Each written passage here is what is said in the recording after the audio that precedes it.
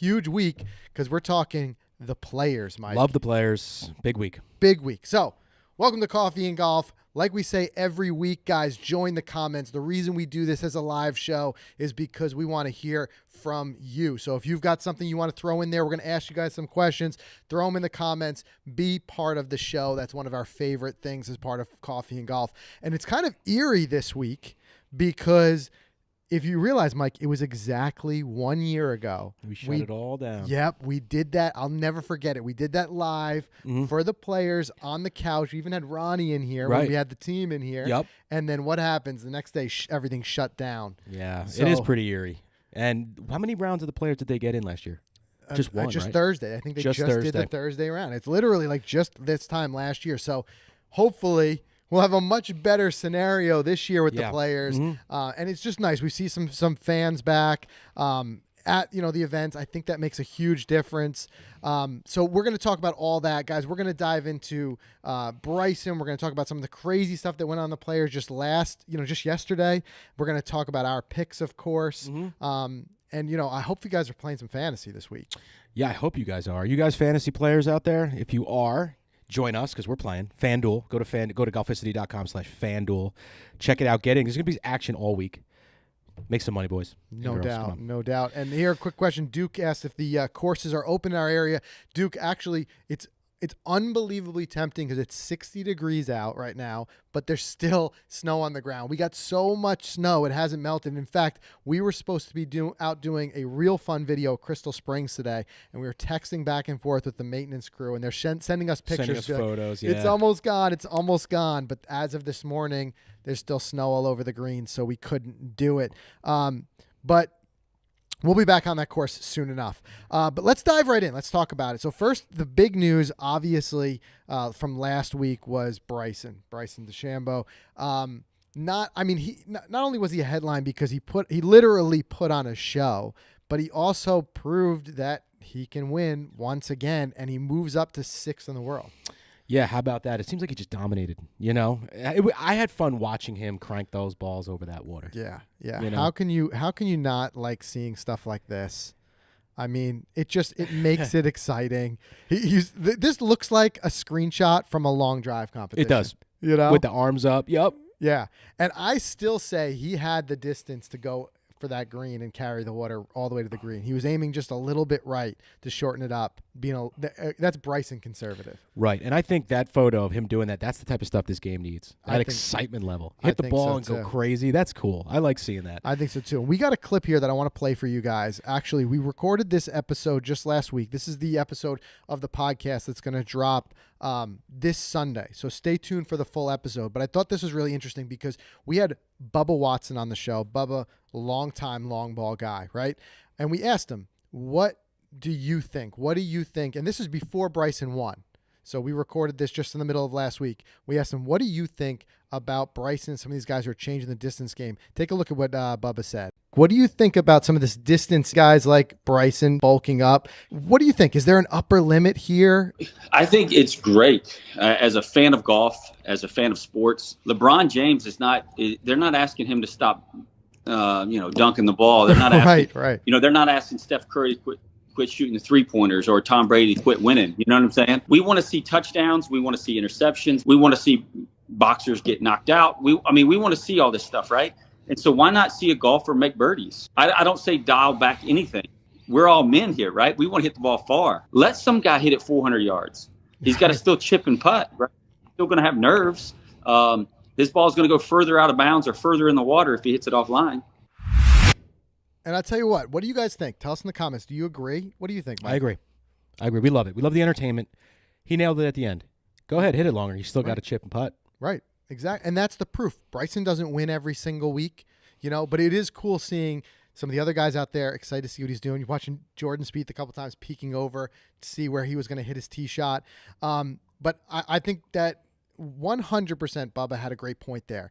This is to entertain us. Like we play golf because we love playing golf. We watch golf because we love the game and we want just something to entertain us, a break from thing on Sunday. Definitely. Right? And I think that's a great take. So tune in for the full episode because not only do we break that down, we talked about Bubba. I had to ask him the question, retirement.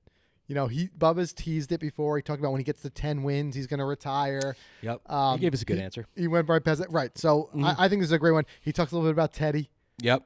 So you guys are not going to want to miss that. Wherever you get your podcast, make sure you give a listen. Pete just threw in here a super chat. He's like, for a bigger coffee for Mike. I know. I went through the small one today. I don't know why. And he'll get there. I'll get there. I had to outdo him here, but anyway, so interesting again. What he had to say, Bubba. But it was entertaining. It was great. So now let's shift gears. Let's talk a little bit about this week. So TPC Sawgrass. I mean, we know the course has teeth. It's already showing it. It's a hard course. It's a tight course, lots of water, firm greens, small landing areas, and it's showing it. Definitely. Is. And I love that this is a same track event every year, because it's kind of like with the Masters. It's like it's just something you want to see. You want to see Sawgrass on the schedule every year. You want to see these guys to come in and play that track, and it shows how hard it can be. I forget who it was. One of the guys on Twitter had said, really good golfer, and he said I shot an 85 from the pro tees there. It's a difficult course. But I'll tell you what, I mean, no matter what, like I said, always entertaining, and it does have its teeth. I want to show another clip here from Poulter. Did you see this? Yeah, this is great. This is great. This is cool. Ian Poulter, I mean, love him or hate him, you got to admit, another entertaining guy, and he's just real out there. So he had a rough round. Rory, who we'll talk about, had a rough round. Take a look. Maybe you guys saw this clip, but this was a funny one. Right, we've got a hell of a lunch table here. Players Lounge. Just decided to sit down and join Rory and I. So collectively, 4 people sitting at this table. Myself, Rory, Henrik has just left, and Tyrrell. 29 over. How you doing? Oh, what a bunch of Muppets. Bunch of Muppets. I love it. That's what we're going to call ourselves when we're out there. Yep. But you know what? I love it for so many reasons. One, it's relatable because even the best golfers in the world will have a tough go at it. Past champion. Defending champion, Rory. Rory, right. Right there. And Rory effectively is pretty much out of it after what he did on 18 yesterday. I don't know if you bounce back from that with such a terrific field. Yeah, I don't know. I mean, I still think, what's the cut line? Let's just take a look real quick. I think it's at plus, oh my God, it's at +2. Okay. Yeah. It's going to be tough, but I thought that was funny. The fact that they can laugh at themselves, having a tough round out there. But again, it showed its teeth. I mean, I'm looking at the wrong leaderboard. I'm sorry. Okay. I was on Arnold Palmer, guys. He's on the +2. Mike saw last week. You know what? He does need a bigger I need coffee. a bigger cup of coffee. You guys are right. I'm sorry about that. But look at this, too. I mean, this is an example of how, and we've seen it, I feel like every year, how 17 can just grab you and just rip you down. But here's the thing. Why? Well, let me back up. To a certain extent, does it get in your head? Yes, but you're talking about a 140-yard shot. Now, don't get me wrong. All these guys were basically hitting the green, and a lot of the water balls went off because the green is like concrete. Some of these guys hit middle of the green, and it rolled off the back. So I could see where that's getting tough. Yeah. Obviously, the crowd, the small landing zone. I probably don't get it on in the first try or second try or third try. So I'm just saying for these guys, don't you think maybe there's more to it? It's got to be an easy shot on the easier side. You know what? Debate me. Maybe I'm wrong. Maybe it is way harder than I'm thinking. And I thought.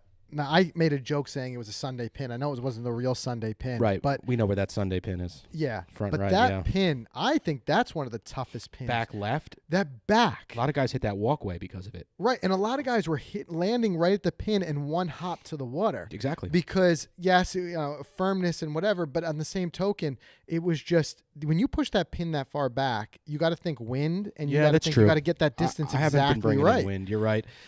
There is probably a ton of wind coming off there. Not to mention, you have to get it just right. Now I'm backstepping my thoughts here. Now I'm thinking about it that you do have to get it to land with that pin a little bit up in the front of the green. And of course, if you're not that far, you're going right in the water in the front. Right. And then and Casey wasn't the only one. Chris Joe says here, Ben on with an 11. And that wasn't even the highest score ever recorded there. It was the second highest score. But if you take a look here, here's Paul Casey from yesterday. And here's a guy who went from, I think he was in 4th place to 54th place in one hole. He went from 2 under to +2 with that 7. And that's what just comes. And who knows? You get people that maybe they want to get more aggressive if they're putting the first one in the water, and then they make a slight slip up and they put it in the water again. Can never forget though, Freddie Couples there. Yeah. When he put his first shot in the water. And then made par. And then made par by holing out. That's great. It's one of the most epic stories on that hole. But for me, I think, honestly, the harder shot for me is going to be to hit it from that drop zone. Right. Well, I think that answers your question of why do the guys score so high. It's still not an easy shot from that drop zone. No. And especially when these guys are firing their pins. Yeah. I feel like you and I play that hole, we're aiming for the middle of the green and just praying we're on there putting. Right. And there was a good comment here about it. Jason Smith need to hit a high ball that lands soft and not go pin hunting. And it makes sense. Yeah. You know, I mean, Ricky went pin hunting that Sunday when he won. He literally but that hunting. would be us playing. These guys have to go pin hunting. It's the players. It is the best players in golf. If you want to be on the top of that leaderboard, you need to score. Yeah. And it just shows one bad hole, you're gone. So, yeah, we would all love to aim for the center. That's what I'd like to do. But I'll tell you what, I don't know. And it's going to be interesting. Either way, we talked about before, like what Bubba said, it's entertainment. It's going to that hole creates entertainment. It creates drama. Yeah. Especially on Sunday when they're playing in order. It. And is that the playoff hole? I believe it is. I think it is the or playoff is it, hole. I got to think. I think they go 17. Did the playoff there. They might go, guys, correct us if we're wrong here. Fact check us. Do they do 17, 18 for the players? Or do they just do 17 over again? Right. If it's a playoff, I believe they go 7. Because 18 is even harder. Yeah. But I remember Ricky's playoff, and he went, and that was when he just couldn't miss on that hole. Right. And he went back and they played 17. 17 is first. Ricky played it, Sully says. Okay.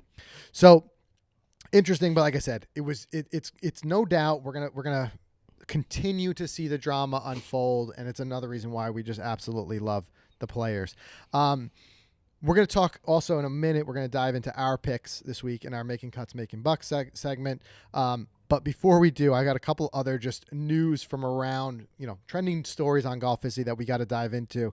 And this is one that I really enjoyed. Did you see Jordan Spieth with this kids' school project? I love seeing stuff like this. Yeah, and this is another reason why it's just so refreshing to see some fans back.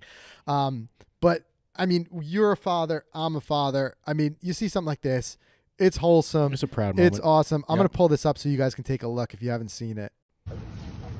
Hey, Jordan. Hey, Jordan. I'm doing a report on you at school. Do you want to hear my speech? Sure, buddy. Love his little brother. Hello, my name is Jordan Spieth. I was born on July 27, 1993 in Dallas, Texas. I am famous for being one of the most well-known golfers on the PGA Tour. One reason is for being one of the youngest golfers to win the Masters, U.S. Open, and the youngest golfer to win the John Deere Classic in 82 years. Something interesting about my life is I started playing golf at age 4. A little known fact about me is I am a huge Dallas Cowboys fan and good friends with former Cowboys quarterback Tony Romo. Did you know my middle name is Alexander? I also have a special needs sister named Ellie, and my foundation's platform is to find better educational opportunities for children like her. Thank you. Hope to see you out on the court. Challenge anyone out there to do that for me. No, don't dig into my. And we'll stop right there. So that was just really cool to see. And again, having fans back, kids in the game, it checks all the boxes for me. It's just one of those heartwarming things you just got to see. We do our heartbreak of the week. We'll do that in a minute. Yeah, this is the heart fill of the week. That's right our here. heart fill of the week. And there's a fun fact that he didn't list because it didn't happen yet, but this just came out. Get this, guys. Jordan Spieth just double bogeyed on 14. It was his first double bogey or worse on the PGA Tour since the first round of the 2020 Masters, snapping a streak of 411 holes. So he's on point right now. Yeah, but a double bogey, I mean, it's frustrating because we just keep seeing Jordan seemingly back and knocking on the door, and then just something happens. He's just so close. But I think he's still hanging in there. I don't know where he is currently on the leaderboard, but yeah. But look, I mean, I think you'd be hard pressed to find someone who doesn't want to see Jordan back in his winning form. Yep. I think he's one of those guys who is truly good for the game. I think he's an ambassador. We've got a lot of great ambassadors of the game now, but you thought about the days of like Arnold Palmer and what he did and how he changed the culture of the game, and you get guys like him who are just good at doing it. 100%. And Pete says it here, it's a matter of time for Jordan. I agree because, so does Chris. Jordan's going to win this year. He's got it in him. He's a born true winner. Yeah. It's just a matter of time, and he's trending in the right direction. I 100% agree with that. Oh, this is another great story because I think we've said it. I think we said it even last week. We're all just kind of looking for any bit of good news of something where it feels like Tiger is somewhat back to normal. I've got, let's see here. Sorry, with a live show, sometimes it's tough. I got a picture here. Here we go. So Rory was on Fallon's show, and he talked a little bit about how he's been conversing with Tiger. And we're hearing more and more of people saying this. They're texting back and forth with Tiger. But just the fact that Tiger was chirping at him a bit just makes me feel like maybe he's feeling a little bit like himself. Yeah. Because you really worry. We haven't heard directly from him, like, how much is Tiger feeling a little bit down on his luck and whatever. Yeah. But it also just shows that no matter what, Tiger is going to have an involvement in this game. The other guys love and respect him. They're listening to him week in and week out, and this just shows it. Bryson said he was getting texts from him. Rory said he was. But it was really funny to hear Rory, which unfortunately we can't play the clip because we don't want a copyright ding. But it was refreshing to hear Rory saying that Tiger was picking fun of him, like what happened on Sunday type of thing. Yeah, it's great. And, he did mention in that clip that obviously he was giving him heat, but he mentioned that a lot of guys have reached out to Tiger, and they've been very supportive. And I'm just thinking about that. Like, imagine you're on tour, you have Tiger's number. I mean, I'd be texting like you up, like all the time. Like, yo, Tiger, this guy's firing off you up text to Tiger Woods. Oh, if I was that close to him, absolutely. But it's cool to see. It's cool to see that he's got a little bit of humor, which means that he's come out of it a little bit. He's gotten past some of the tragic that happened, the tragedy, but. I don't know. I hope to see him walking around soon. We don't know how long that's going to take, but no doubt. We'll see. And look, I keep coming back to it, but Rory's take on it was so true. We should all feel fortunate that he's here, and that's going to show that. No matter whether worst case scenario, we never see him play another competitive round, he will still be highly involved in the game. Highly involved. And really just steering the course of the game. But Pete says trash talk is a sign that the spirits are high. Yes, I agree. Exactly. I got to mention this real quick because Ashton, he's like, it's a matter of time Mike's going to be on tour, and I truly become his full-time caddy. I don't need to get paid. I just want to be outfitted in Golficity gear. It's funny because Ashton actually DM'd me the other day, just randomly. He's like, hey, dude, can I caddy for you? That's all he said. And I said, sure, you're hired. And then he said, okay. I don't know what that means, but. I can't wait to show up to film a video one day and you've got a caddy. Ashton, let's go. Come up to New Jersey. What are you doing? But, that's too funny. So again, that was just something, just seeing that, knowing that his spirits are picking up a little bit, or at least appear to be, that's a big one. Yeah. What else we got before we do that? Real quick, just want to mention, because we got more people jumping on. If you guys are not doing it, if you're playing fantasy, you want to make some money, go to golficity.com/FanDuel. We're playing this week. We're going to be playing every week, really, because, $5, $10 here and there, it actually makes it more fun. I'm enjoying it. I'm enjoying throwing a couple of bucks at some guys, building a roster and doing fantasy. So make sure you check it out, golficity.com/FanDuel. Yeah, and I know this is a live show. Some of you guys jump in a little bit later. Dom was asking if we talked about the firmness of 17. Yeah, we did talk about that a little bit, and how some of those guys were hitting it at the pin and skipping it back. And it just proves why there were, remarkable to see so many high scores. With a 7 from Casey and an 11 from On, it was just really tough. But again, that's why we love the players. The drama is going to continue to play out, which is a great segue for this week's Heartbreak of the Week. Are we calling this something different? Almost? Yeah, we're going to call this one the nearly almost Heartbreak of the Week. I don't know if you guys saw this one, but you got to have a look here. Hold on, we're going to get this one played for you. I thought when I first saw it was going to be a terrible Heartbreak of the Week. Look at that. Through the board. And if you look at this, his calf can't be more than 2 inches from where that ball went through. Look where it's going through in that middle area, right? He is, what would you say, about a foot away from the worst experience of his life? Yeah. That you're talking about a shattered if he shin. Hits, I was thinking a little bit more north of the shin, Frank. But okay, well, yeah. Well, then forget about it. But if that ball did happen to go up a little bit more, it shows you got to hit a perfect stinger. Yeah. Holy cow. And I know I saw a lot of comments of people saying, why even do this? But I believe that it's actually the guy who was doing that is a trick shot artist, and that was a trick shot show. It was a trick shot show. Which I've seen other ones. Have you ever seen where they take someone from the audience, they take their phone and they use it as a tee and they hit the ball without hitting the thing? It's, just one of those dramatic things. I would never do it either. Yeah. But I'll tell you what, leave it to the trick shot exactly. guys. That can be there. Eddie hard pass on the trick shot. Yeah, we're with you there. We're with you. I'm not brave enough to stand there when they say, "Can I get a volunteer from the audience?" I'm always the guy sitting on my hands because God knows what he's do. But I don't trust him that much. Tommy says cheaper than a vasectomy. Yikes. Yep. cheaper, yeah, but yeah, but I don't know. probably more painful. Come on. Oh my God! All right, so let's dive into this week's making cuts, making bucks segment where we get to talk about. Fell some off of the our pictures. game a little bit. We did fall off our game. You went win second T10. T10. So You're doing I'm well. Definitely trending in the wrong direction. But I had Rory last week, and Rory, he seems to be the same type of thing, just knocking at the door, and just Sunday. It was that weekend. Strong on I don't know if there Thursday, was more wind. Those guys blew up on the weekend. Something about it just kind of fell off. Who'd you have last week? I had Hovland, and again, he had a great Thursday, Friday, both rounds in the mid or upper 60s, and then on Saturday, Sunday, he went like 75, 76. Same. Right. And he ended up T41. So he made cuts.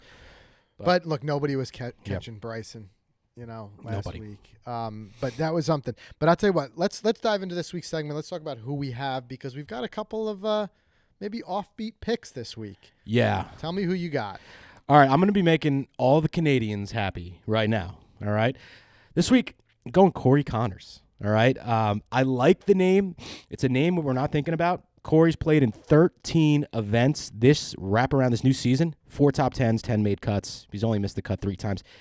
Dude is making cuts. He's made 1.7 milli this season, so he makes bucks. Now, I think he's going to make the cut this week. Not sure if he's going to be hoisting the trophy, but I could see this guy in the top 5 if he continues the hotness we saw yesterday. Okay. I'll tell you what, it's a bold pick, Cotton. It is. Because I'm taking nothing away from Connors. Incredible, and he's trending in the right direction, but the field is so strong. But who knows? Who am I to say? Because my pick might be a little bit off the wall as well. But I'll tell you what, I'm going to go with a previous winner here who we need. I've said this over and over again. We're going to see him winning again. He's stumbled a bit. He's been out of the spotlight for a season or two.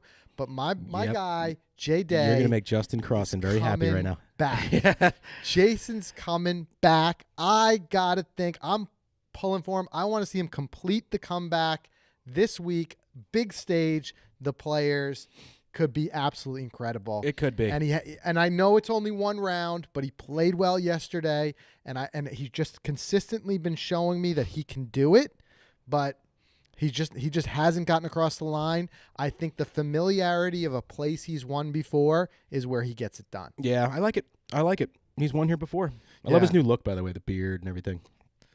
Yeah, it's a very laid back look out there. Look. But I'll tell you what do you guys think? Put them in the comments. Let us know who your pick is this week for the players. Also, if you're watching this on the replay, comment still below. Let us know. We do continue to read those. I want to just share one photo, and I want to put this out to you guys. This is going to be a fun part. Let's put that photo up of the 18th hole with the numbers on it, Frank. Photo of the 18th hole? With the numbers. Oh, that's right. I do have that here. Hold on one second. I want you guys to take a look at this, and I want you to be honest and put it in the comments. You step up to the 18th. Here we go. Ready? I want you to pick your number of where your drive is ending up. Just drop the number. Come on, let's be honest. You know your current state of your game. I'll tell you mine. I know yours. I know your game plan. If you say 7, I'll be upset. I've played with you. No, I've played with you enough times to know that standing on the tee, the first things you're gonna say is, I'm gonna start this one out over the water. I'll start it at 5. I'm gonna start it at 5, and it'll end up at 3. That's where I'm ending up. You 3? Okay, 3 is respectable. I was gonna give you a little bit. I was gonna give you a 6. 6 is a boom. Yeah. 6 is a boom, but I was more. I was thinking. I know you. You know your shot shape enough. You would start it out over the water, and you probably end up somewhere on that right side, maybe fairway, maybe rough. Right. Right. Some of these answers. I'm gonna be up there shaking in my boots, right, and I'm gonna be trying to play this nice safe 2. And it's going to be somewhere between 2 and 4. 2 and 4, yeah. Depending I see you going 2 and 4. How much I 100%. overcorrect for it, and I think I curve that into the water. 2 and 4. So Frank would be 4-2-3 probably in that ballpark. Pete's saying Randy 10, 10, with 10, the 10, 9. 10. Randy with the strong 9. Hey, Randy's the guy who gets the most honest golfer award in the outings. I love it. Yeah, I love it. That's great. Let's see here. 6 every time. We'll go numbers here. 6 every time. Any ones? Did we see any Ziggy ones? throws a 60% 6, 30% 4, 5% 2, 5% 1. Not bad. Okay. 10% of the time, you're right down the middle there. Love it. 6 from the white tees, not the tips. Just to the right of 3. We wouldn't play the tips anyway. No. Where's 11? Is there a number 11 somewhere? Kurt says just to the right of 3. That's great. Too funny. All good stuff. But I'll tell you what, that is what makes another thing that makes Sawgrass and the players so great. When you get hit with that 1-2 punch, you play you play 17 and then you come right back at it with 18 and huge risk reward. Actually, did we talk about the Bryson? No. No. I Mention want to that. talk about the Bryson rule. We forgot to talk about this earlier. We talked so much about Bryson. I don't know if you guys saw this. So one thing that, of course, any course can do, they can create like a local rule for a tournament. They can change things up. And this is already showing you the effect that Bryson is having because there are changing some rules. So they caught wind here that Bryson was having a look at 18 and seeing if he could put the ball all the way that left side. There's a little bit of a landing area about 330 out, which gives an incredible look at the green. Much better look at the green than what you would have from the fairway because of the way that water comes into play. And that area is only about 1 inch grass. It's nothing heavy rough, nothing like that. So they were looking at it and they actually changed the rule, the Bryson rule, and made that OB. Smart that they got out ahead of him. I like it. I would not be in the slightest bit surprised if in future years you see a change where they put maybe some trees or something else in there that makes it where people can't go after it. But I like that. I like this again. Over there. What's the theme we keep coming back to? Entertainment. It's entertaining to see this tug of war between Bryson changing things with not only hitting the ball further but thinking about anything. We even heard about Augusta and him using Google Maps to try to find different areas where he could play it and hit it differently. So I don't know.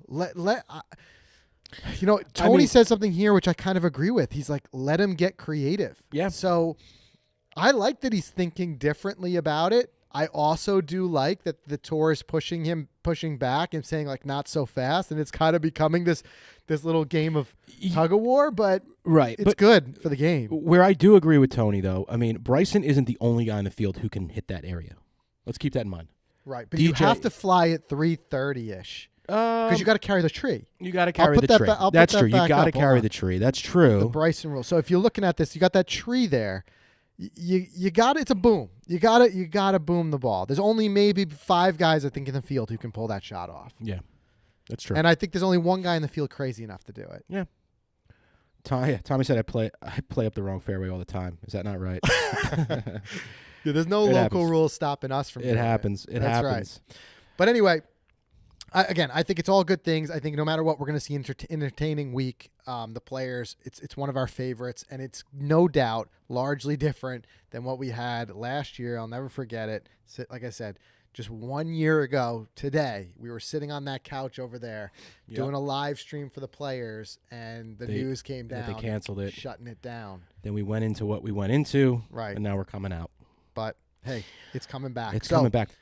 Before we let everyone go, I just want to give you guys a quick update on some of our scheduling things, because I know you guys are fans of the channel. Pinehurst next month. It's happening. We're booked. We're locked and loaded. We're ready to go. We're doing that for FootJoy. Back on a plane, baby. Yeah, I can't wait. It's going to be a lot of fun. But even before that, we're going to be getting out on the course soon. We're going to be shooting a lot of different challenges, fun videos. If you guys ever have any ideas for videos, send them our way. We love it. We love listening to you guys and doing it because that makes it fun.